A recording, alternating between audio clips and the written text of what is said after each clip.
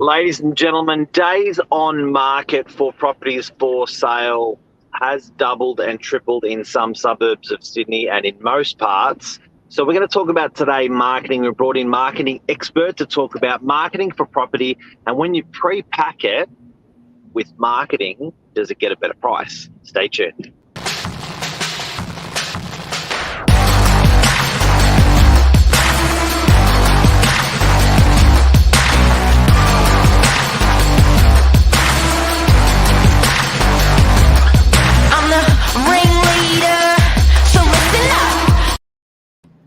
Good morning, Mark. Morning.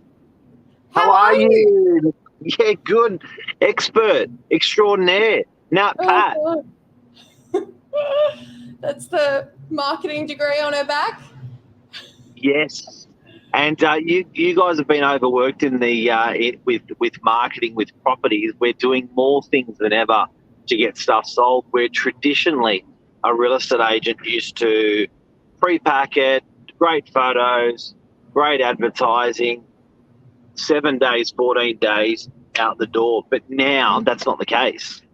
Yeah, well, I think a lot of it now is just, I think marketing's such a big factor in property now. Like, it's not just putting up an ad and of just showing the place. It's about what you do to really, like, what you can do to market it, and in the packaging of the ad, really make it something that people are going to want to go to, make that first step to have a look at the property. And there's competition out there, so you've got to look sharp. You've got to be on point. It's got to be the best of the best of the best. Now, in marketing, you were saying to me off air, there's a whole bunch of P's that people talk about in marketing. Can we go through those? Yeah, well, I'll share my screen.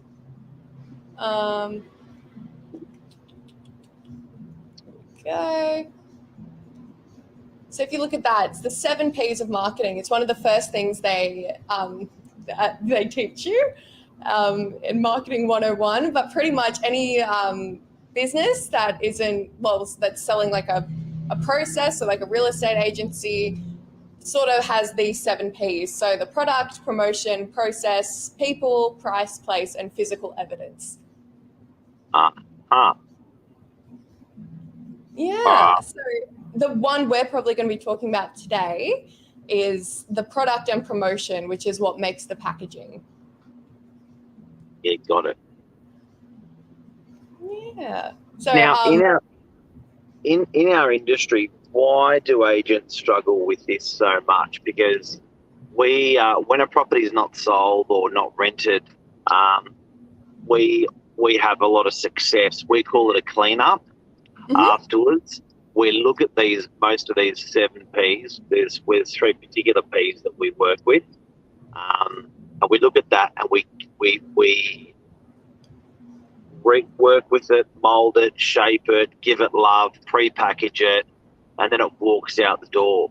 Why isn't this done more in the industry, and how come agents are? Because it seems like agents, after 4 weeks of a campaign, they just do the same thing. They don't change. They don't improve. Doesn't sell. Yeah, well, I think that sort of goes back to the process. If we're looking at that on this diagram, because the process is one thing that people, I think, are reluctant to change if it's worked, and especially in real estate where it's a market that's changing a lot. That's probably one really important thing that does need changing, is the process of how you're marketing a product. Sometimes it's just popping it in REA, then it's selling. But then times like now, as you said before, we're seeing properties that are staying on the market for longer. You sort of have to look at these 7 P's and see what you can change. And when you do change that, you will see a different outcome, because the process isn't going to be the same every time. That's what I'm saying. Yeah. So what would be the tips that you've picked up in the last 3 months, particularly with our teams, in order to repurpose stuff marketing wise to get stuff sold? What would you give people? What tips would you give people out there? I think Lisa, under the guise of Novak Properties, has said being great at marketing is an art.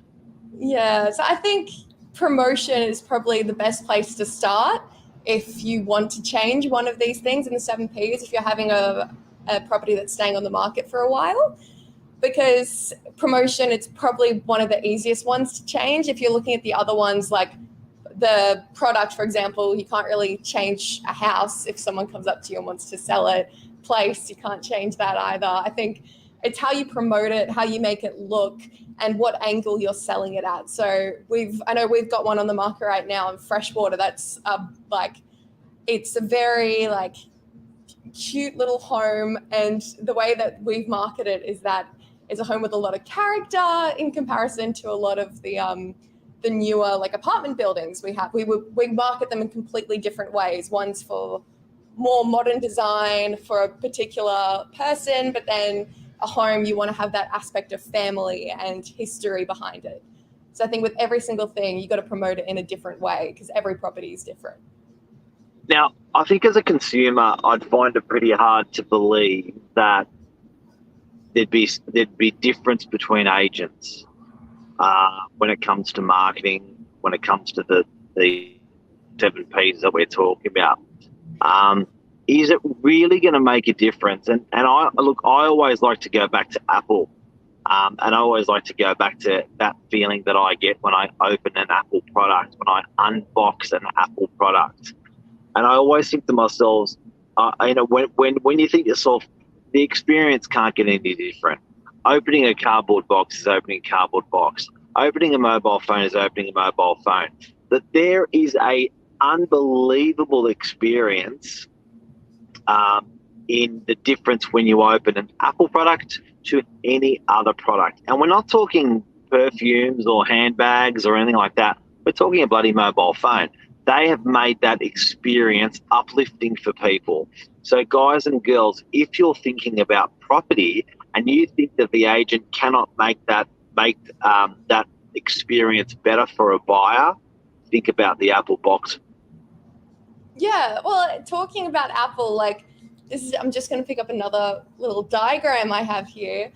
But if you look, this is different brand archetypes, so that it sort of goes into promotion. And if you're looking into changing your marketing a bit, it's about knowing who your brand is and really reinforcing it at every single stage of those 7Ps. So in the physical evidence, like going into an Apple shop, like it's all white, it's all clean.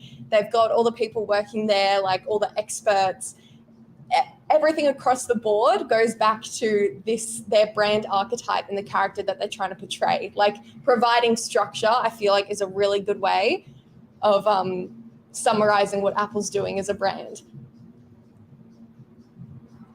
Providing structure. What does that mean? Yeah. Well, I think so.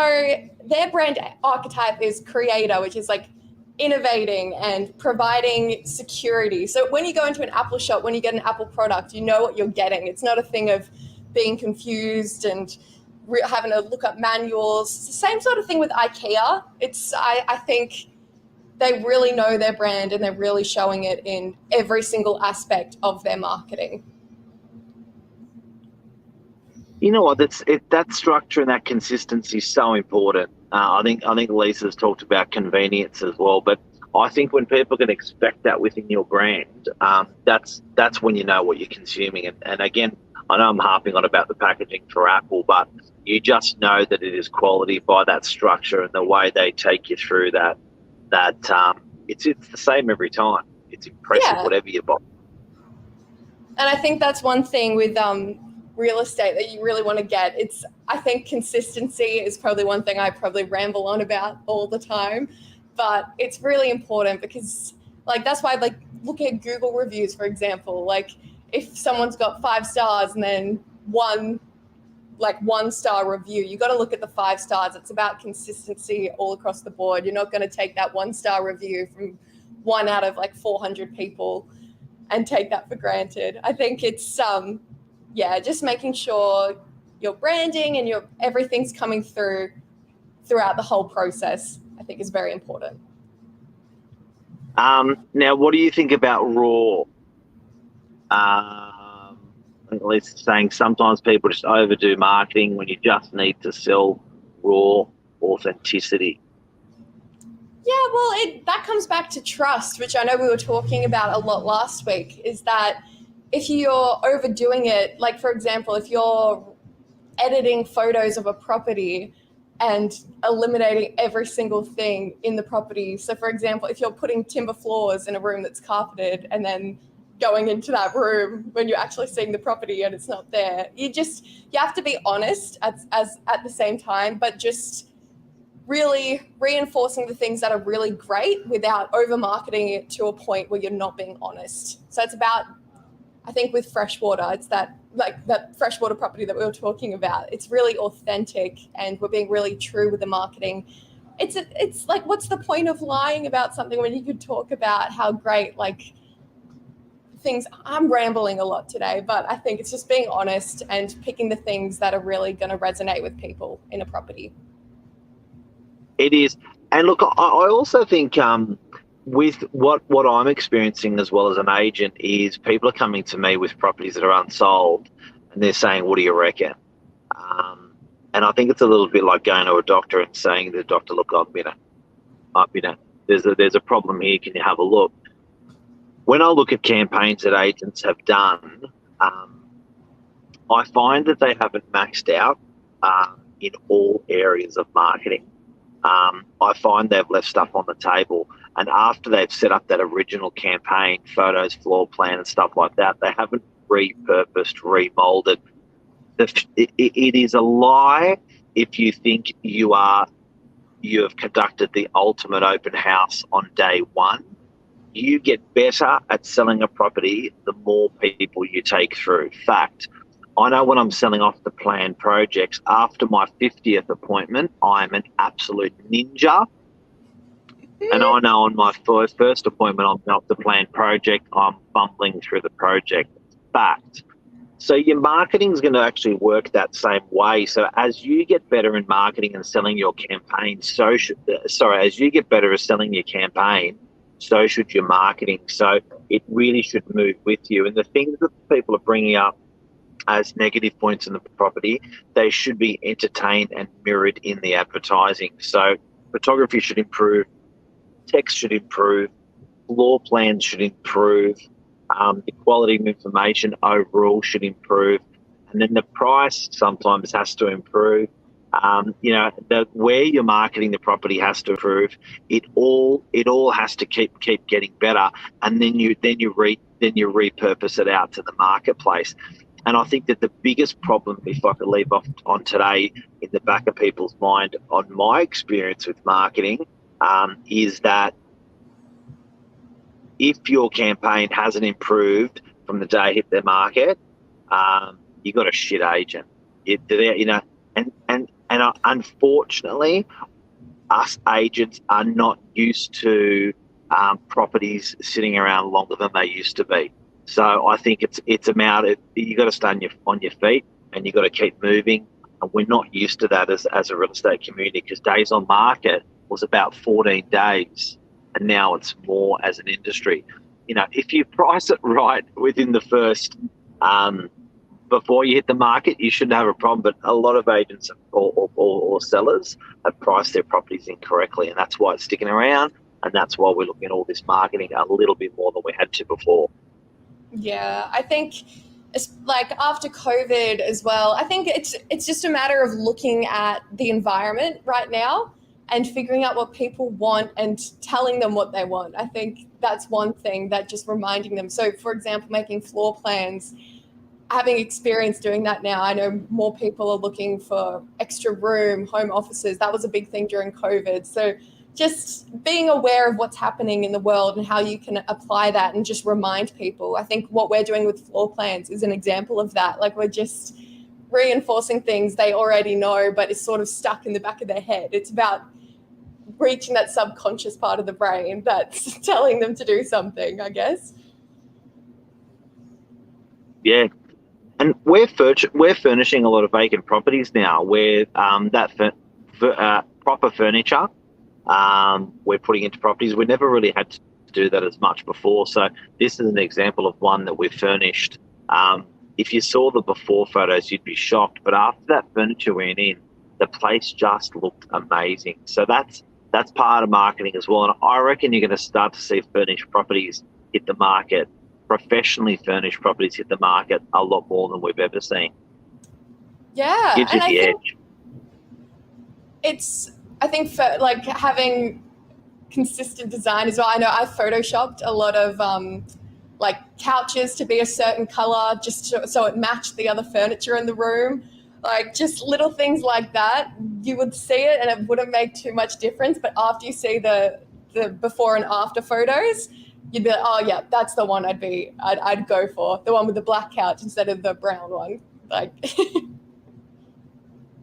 Definitely. And it exchanged 2 weeks when other properties in the same block haven't sold in months. Yeah, that's a good one to look at. If you look at that block, I think it's 1 to 5 DY parade. There's a lot of properties on the market, and the way this was marketed was way superior to everything else. And the proof's in the pudding. Exchanged. Yeah, exactly. And like even looking at just adding the little text here. If anyone's curious about what that is, that's actually that text shows up on realestate.com. So that's the reason it looks like it's probably in the middle of the photo a bit, but when you're scrolling through realestate.com, that actually comes up on the photo. So that's another little thing. It's just standing out, figuring out what you can do to make you stand out against the competition, because it's a lot in the market at the moment.